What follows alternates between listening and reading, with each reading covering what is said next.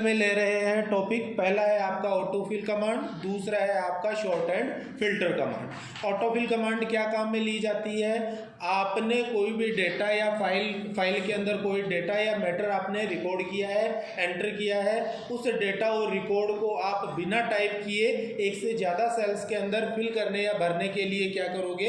Autofill command को काम में लोगे। ऑटोफिल कमांड आपको कहाँ मिलेगी? इसके लिए आपको आना है होम रिबन बार, और होम रिबन बार में हम कहाँ जाएंगे? एडिटिंग, और एडिटिंग में आपको शॉर्ट एंड फिल्टर कमांड काम में फिल कमांड आपको काम में लेनी है। फिल कमांड कैसे काम में लेंगे देखो, हम प्रैक्टिकली क्लियर करते हैं। जैसे मैं कोई वैल्यू टाइप कर रहा हूँ, किसी एक सेल पे मैं आता हूँ और यहाँ कोई वैल्यू टाइप कर रहा हूँ। वैल्यू लिखी जैसे मैंने 10।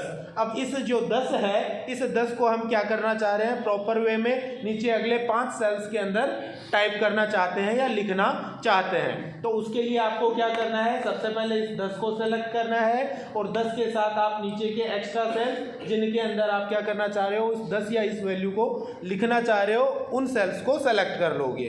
उसके बाद में आपको आना है फिल, और फिल में हम किस पे क्लिक करेंगे? यहाँ पे डाउन फिल पे क्लिक करेंगे। डाउन फिल पे मैंने क्लिक किया, देखिए 10 नीचे वाले सेल्स में आ गया। क्या आ गया है? सेकंड, इसके बाद में हम चाह रहे हैं जैसे 10 लिखा है, इसको राइट सेल्स में आप फिल करना चाहते हो, तो 10 को सेलेक्ट करो और 10 के साथ एक्स्ट्रा खाली आपके जो सेल्स हैं उन सेल्स को सेलेक्ट करो। उसके बाद में आओ फिल, और फिल के अंदर आप किस पे क्लिक करोगे? राइट पे क्लिक करोगे। अगर लेफ्ट में करना है तो लेफ्ट, और टॉप में करना है या अपर साइड करना है तो आप क्या सेलेक्ट करोगे? अप सेलेक्ट करोगे। तो अभी जैसे मैंने सेलेक्ट किया है राइट। नेक्स्ट, इसके बाद में जैसे टॉप में करना है तो 10 को सेलेक्ट करो और 10 के साथ टॉप वैल्यू या टॉप सेल्स को आप सेलेक्ट करो। फिल में आओ और फिल में आप क्लिक करो अप पे, और लेफ्ट में करना है तो लेफ्ट साइड के खाली सेल्स को सेलेक्ट कर लो, और उसके बाद में फिल, और फिल में आप क्लिक करोगे लेफ्ट के ऊपर। तो ये तो आ गया बेसिक फिल करना, ठीक है, इसे हम कहते हैं बेसिक फिल करना। इसके अलावा कई बार क्या होता है, हमें प्रॉपर वे में जैसे आपको क्या करना है? नंबर्स लिखने हैं। क्या करने हैं? नंबर्स लिखने हैं। यहाँ आपने नंबर लिखा सीरियल नंबर, SR नंबर, आगे आ गया नेम ऑफ स्टूडेंट, ठीक है। अब आपको प्रॉपर वे में सीरियल नंबर लिखने हैं 1 से 10 तक, 20 तक, 50 तक या 100 तक। तो आपने जैसे टाइप किया 1, 2, 3, 4, एक तो आप इस हिसाब से टोटली नंबर्स टाइप करते जाओगे। दूसरा तरीका आपका कौन सा है? दूसरा तरीका है, इन्हें आप डिलीट कर दो। आपने लिखा 1 और 2, ये 2 आपने नंबर्स लिख दिए हैं। इसके बाद में आपको 1 और 2 दोनों सेल्स को सेलेक्ट करना है। तो मैंने फर्स्ट और सेकंड दोनों सेल्स को सेलेक्ट कर लिया। कर लोगे सेल्स को सेलेक्ट करने के बाद में यहाँ जो सेल के कॉर्नर पे डॉट पॉइंट आ रहा है, इस पे आपको आना है। आपका कर्सर जो है वो किस में चेंज हो जाएगा? प्लस साइन में। प्लस साइन को पकड़ो और पकड़ के नीचे खींच लो। देखिए ऑटोफिल हो रहा है क्या? जैसे मेरे को 20 तक लेना है, मैंने 20 पे लाके छोड़ दिया, हो गया। इसी तरह मान के चलो आपको क्या करना है, यहाँ पे नेम ऑफ स्टूडेंट नहीं लिखना, मंथ्स नेम लिखने हैं, MONTHS मंथ्स नेम।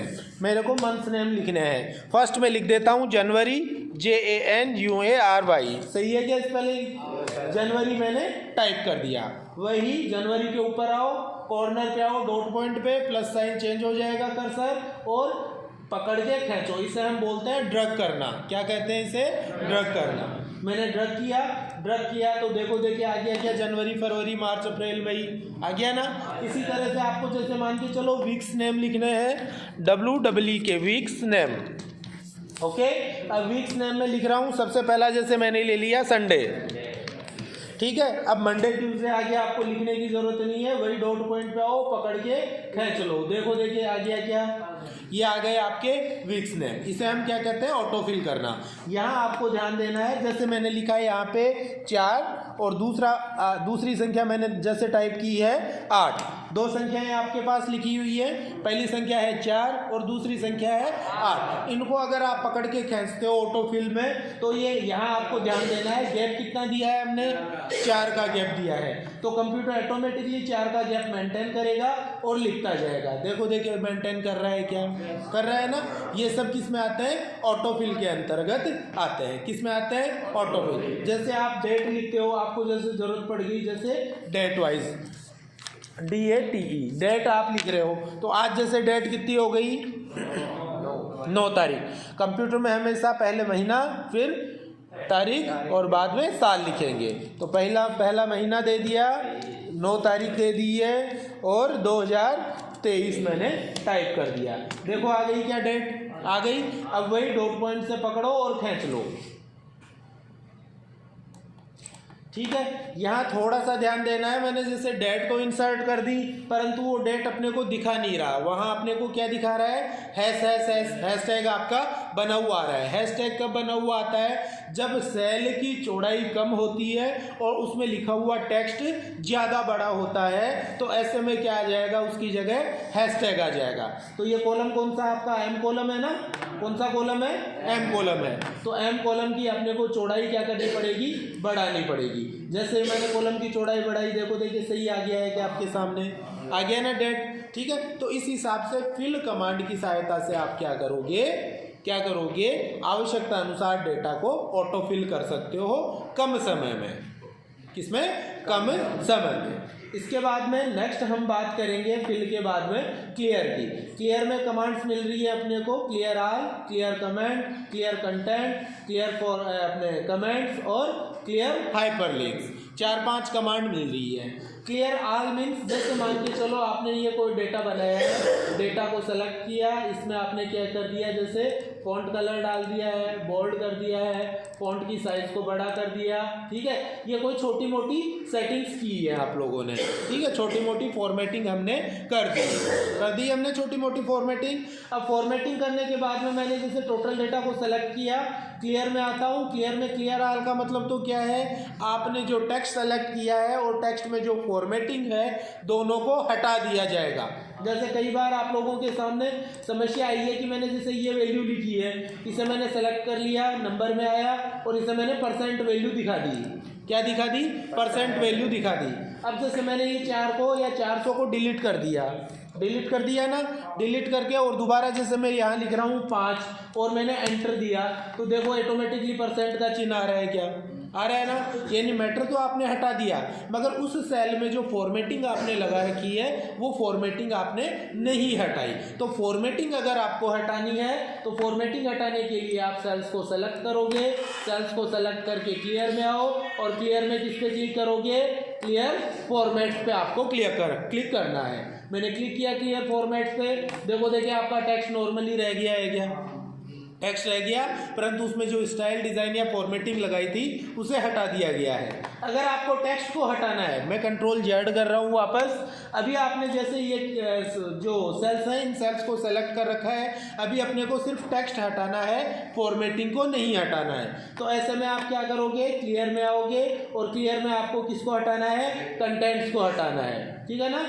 मैंने क्लिक किया क्लियर कंटेंट्स। अब देखो मैटर हट गया है, यहाँ पे मैटर हट गया ना, परंतु यहाँ मैं दोबारा से टाइप करता हूँ, यहाँ सी था समथिंग 5, 55, 22, 66, 44, देखो देखिए परसेंट का चिन्ह लगा हुआ आ रहा है, क्या लोगो प्रॉपर वे में लगा हुआ आ रहा है ना। अब जैसे अपन क्या करते हैं, ये मैंने वापस सेल सेलेक्ट किए और अब मैं आ रहा हूँ क्लियर, और क्लियर में अगर मैं क्लियर ऑल पे क्लिक करता हूँ तो क्या होगा, आपका जो कंटेंट है या टेक्स्ट है या मैटर है उस मैटर को भी कंप्यूटर हटा देगा और साथ में जो इसमें फॉर्मेटिंग आपने लगा रखी है वो फॉर्मेटिंग भी कंप्यूटर क्लियर कर देगा। तो मैं जैसे क्लिक करता हूँ क्लियर ऑल पे, क्लियर ऑल पे क्लिक करने के बाद में अब जैसे मैं दोबारा टाइप करता हूँ यहाँ पे 5, 10, 20, 30, 40, 50, देखो देखिए आ रहा है क्या, स्टाइल फॉर्मेटिंग हट गई ना।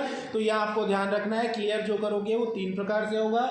एक आपका टेक्स्ट का जो टेक्स्ट है या मैटर है या कंटेंट है उस कंटेंट को क्लियर करोगे या हटाओगे आप। दूसरा क्या है, टेक्स्ट के अंदर जो फॉर्मेटिंग लगा रखी है उस फॉर्मेटिंग को क्लियर करोगे। और तीसरा मैंने क्या बताया, टेक्स्ट भी हटा देगा और उसमें लगी हुई फॉर्मेटिंग को भी हटा देगा। यहाँ अब बात करते हैं हम इसके बाद में, आपके पास कोई जैसे कोई रिकॉर्ड बना हुआ है और रिकॉर्ड को आप शॉर्ट और फिल्टर कैसे करोगे। फॉर एग्जाम्पल यहाँ जैसे आपने कोई मैटर लिख रखा है, इसे मैं एक बार बंद कर देता हूँ और एक फाइल मेरे पास बनी हुई है जिसे मैं ओपन कर लेता हूँ। जैसे 10th रिकॉर्ड है जिसे मैंने ओपन कर लिया है। ये 10th का रिकॉर्ड आप लोगों के सामने आ रहा है ना। इसकी मैंने एक कॉपी बना रखी है सीट नंबर 2 में, जैसे मैं बना लेता हूँ, बनी हुई तो नहीं है अपने पास। तो मैं जैसे सीट की कॉपी कर लेता हूँ, हमें चाहिए स्टूडेंट नेम, फादर्स नेम और इनके सब्जेक्ट वाइज मार्क्स मेरे को चाहिए। तो ये मैंने जैसे सेलेक्ट कर लिया है और सेलेक्ट करके कॉपी किया, कॉपी करके सीट 2 में आ रहा हूँ और यहाँ मैंने जैसे पेस्ट कर लिया है। आ गया क्या रिकॉर्ड आपके सामने? फॉर्मेट में आओ, फॉर्मेट में आके column auto fit column white पे क्लिक कर दो, आपका टेक्स्ट ऑटोमेटिकली फिट होके आ जाएगा। पहला काम खत्म। आपके पास डेटा रिकॉर्ड पड़ा है। डेटा रिकॉर्ड में जैसे मैं आपको छांटने के लिए कहूँ कि सिर्फ मुझे मोहित का रिकॉर्ड ढूंढना है या रोहित का ढूंढना है या नंचू का ढूंढना है या आप गांव वाइज कोई रिकॉर्ड ढूंढना चाहते हो, तो उसके लिए आप क्या करते हो? फिल्टर कमांड को काम में लेते हो। किस कमांड को काम में लेते हो? Filter command. इसके लिए एक दूसरा एग्जांपल और ले लेते हैं। जैसे आपके पास कंपनी में 10 एम्प्लॉय काम कर रहे हैं और 10 एम्प्लॉयज़ का आपके पास रिकॉर्ड पड़ा है, ठीक है। अब उसमें आप फिल्टर करके देखना चाहते हो कि जैसे सेल्स के अंदर कौन से एम्प्लॉय काम कर रहे हैं, ठीक है, अकाउंट्स डिपार्टमेंट में कौन से एम्प्लॉय काम कर रहे हैं, फील्ड के अंदर कौन से एम्प्लॉय काम कर रहे हैं, ठीक है, ऑडिट में कौन से एम्प्लॉय काम कर रहे हैं। तो इस हिसाब से अगर आपको कोई रिकॉर्ड छांटना है तो रिकॉर्ड छांटने के लिए आप कमांड काम में लेते हो कौन सी? Short and filter command. अब जैसे यहाँ है, हम शॉर्ट एंड फिल्टर कमांड लगा के देखते हैं किस हिसाब से लगाएंगे। इसके लिए आपको आना है होम रिबन बार और होम रिबन बार में शॉर्ट एंड फिल्टर पे क्लिक करेंगे और यहाँ हम किस पे क्लिक करेंगे? देखो, फिल्टर कमांड पे। फिल्टर के लिए शॉर्टकट की क्या है? Ctrl+Shift+L की सहायता से भी आप ऑटो फिल्टर लगा सकते हो। मैंने क्लिक किया जैसे फिल्टर कमांड पे। फिल्टर कमांड पे क्लिक करते ही यहाँ आप ध्यान दो, ये जो आपने हेडिंग डाल रखी है, हेडिंग के अंदर आपको दिखा रहा है कंप्यूटर, क्या दिखा रहा है? लोगो दिखा रहा है एक एरो का। देखो यहाँ पे ये चिन्ह दिखा रहा है, क्या दिखा रहा है ना? इस चिन्ह पे क्लिक करो। इस चिन्ह पे क्लिक करते ही आपके सामने जो भी रिकॉर्ड इसमें डले हुए हैं उनकी लिस्ट आपके सामने दिखा रहा है कंप्यूटर। जैसे सेलेक्ट ऑल को मैंने हटाया और मैंने सेलेक्ट कर लिया जैसे नंचू सैनी और ओके किया। ओके करते ही देखो देखिए रिकॉर्ड सारे नंचू सैनी के दिखा रहा है, क्या कंप्यूटर दिखा रहा है ना? दूसरा मैं वापस क्लिक कर रहा हूँ, सारे रिकॉर्ड वापस सेलेक्ट करके ओके किए। फॉर एग्जाम्पल मैंने क्लिक किया फादर्स नेम पे, ठीक है। अब यहाँ थोड़ी समस्या ये आ रही है कि हमने क्या कर रखा है, यहाँ ऑटोफिल कर रखा है। क्या किया था? ऑटोफिल। किसको सेलेक्ट किया मैंने? अपने मोहित शर्मा और नंचू सैनी को मैंने सेलेक्ट किया और सारे रिकॉर्ड को ऑटोफिल कर दिया है। इसको मैं एक बार डिलीट करके थोड़े से रिकॉर्ड अलग डाल लेता हूँ। जैसे ये मैंने सेलेक्ट किया, इनको डिलीट कर दिया और यहाँ पे कोई नए रिकॉर्ड डाल देता हूँ मैं। Ram Saini, Ram SAINI, mister SHYM SAINI, ठीक है। अगला हम डाल रहे हैं इसके बाद में, नाम बोलते जाओ, ANKIT। आगे है अंकित कुमार, पापा का नाम एक जना बोलो, RAVATI PRASAD।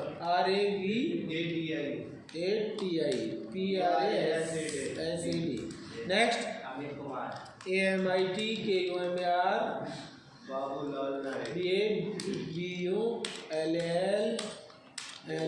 BABULLNAYAK। मैं अलग अलग दे देता हूँ, रहने दो, ठीक है ना। PAWANMWLNOMPRAKSHMEENA, ठीक है। अगला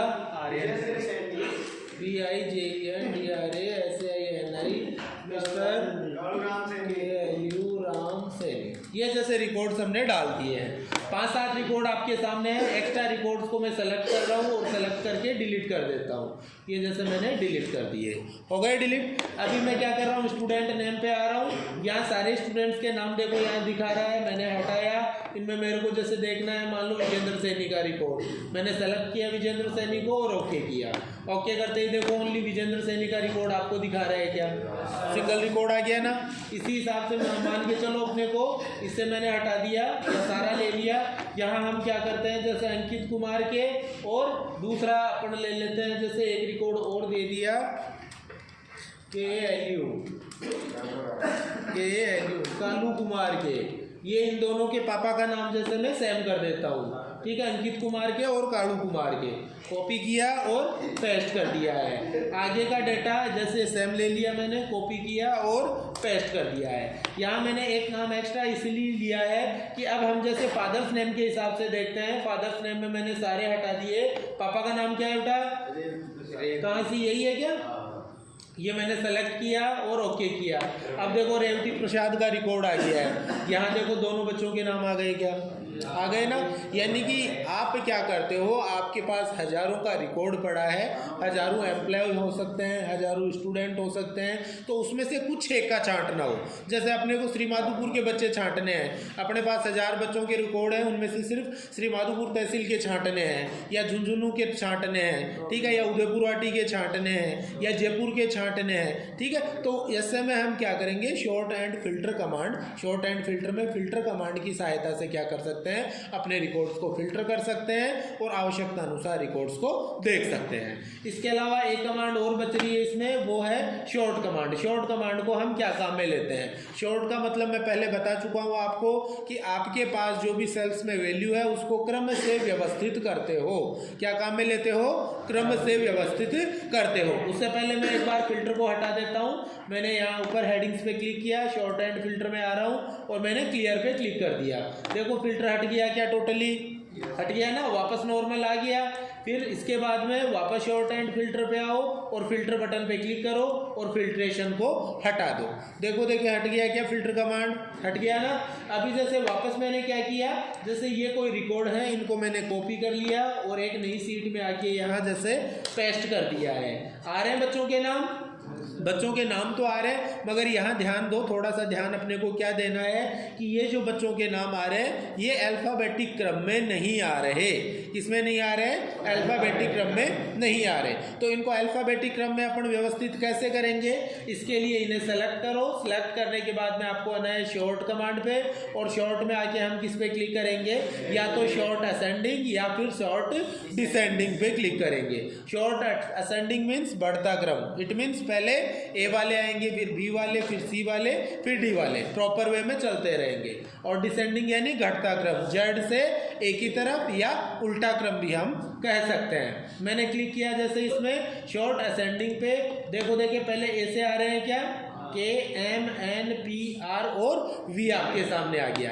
अभी मैं इसे डिसेंडिंग करता हूँ, वापस शॉर्ट में आ रहा हूँ और शॉर्ट में आके शॉर्ट डिसेंडिंग क्रम पे मैंने क्लिक किया। देखो देखिए उल्टा क्रम आप लोगों के सामने आ गया है, क्या।